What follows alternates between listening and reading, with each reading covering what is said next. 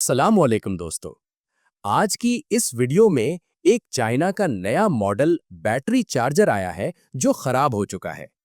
तो आज इसी वीडियो में मैं इस चार्जर को आपके सामने मुकम्मल रिपेयर करके दिखाऊंगा। ऐसा वीडियो YouTube पर ना किसी ने बनाया है और ना ही बना सकेगा।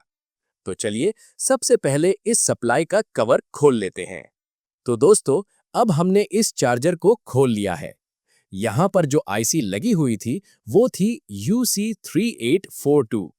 ये आईसी मार्केट में अक्सर फेक मिलती है, असल भी होती है, लेकिन इसमें फ्रॉड बहुत ज्यादा है। इसलिए हम इसके बजाय UC3843 आईसी लगाएंगे। लेकिन कैसे, वो मैं आपको स्टेप बाय स्टेप बताऊंगा। सबसे पहले इस सप्लाई को गौर से देख लें। मैंने जो आईसी और कुछ कंपोनेंट्स निकाले हैं, आपने भी बिल्कुल वही वही कंपोनेंट्स निकालने हैं। बेहतर है एक स्क्रीनशॉट ले लें ताकि बाद में आसानी रहे।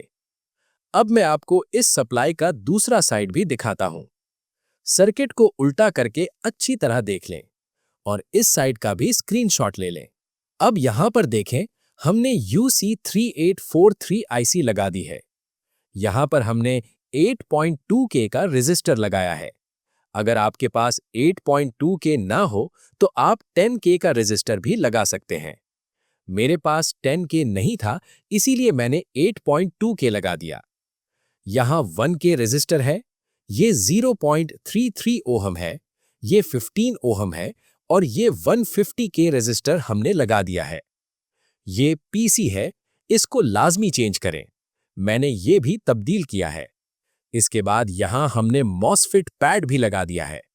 अब ध्यान से सुने, जो जगह खाली है, जहां हमने पार्ट्स नहीं लगाए, आपने भी वहां कुछ नहीं लगाना, क्योंकि अब ये सप्लाई UC3843 आईसी के हिसाब से डिजाइन हो चुकी है। तो जो पार्ट्स मैंने लगाए हैं, आपने भी वही लगाने हैं और जो नहीं लगाए वो छोड़ देने हैं।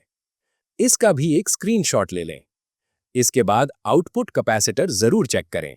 अगर खराब हो तो उसे भी चेंज करें। मेरे केस में 50 वोल्ट का आउटपुट कैपेसिटर खराब था।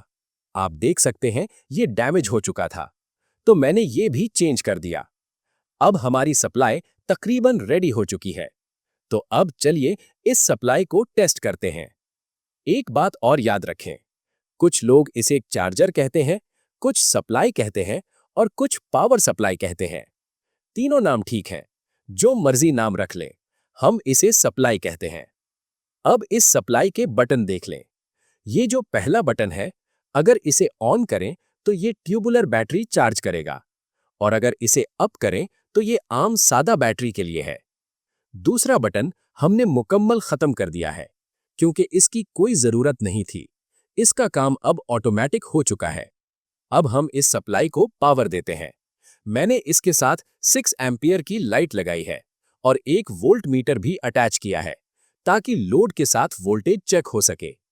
अब सप्लाई ऑन हो चुकी है, लाइट भी ऑन है और ये 14.1 या 14.2 वोल्ट आउटपुट दे रही है। इसका फैन भी स्टार्ट हो चुका है, मतलब सप्लाई बिल्कुल ठीक रिपेयर हो गई है और सप्लाई मुकम्मल तैयार है। उम्मीद है ये वीडियो आपको पसंद आई होगी। वीडियो को लाइक करें, अपने दोस्तों के साथ शेयर करें और अगर चैनल अभी तक सब्सक्राइब नहीं किया तो सब्सक्राइब कर लें।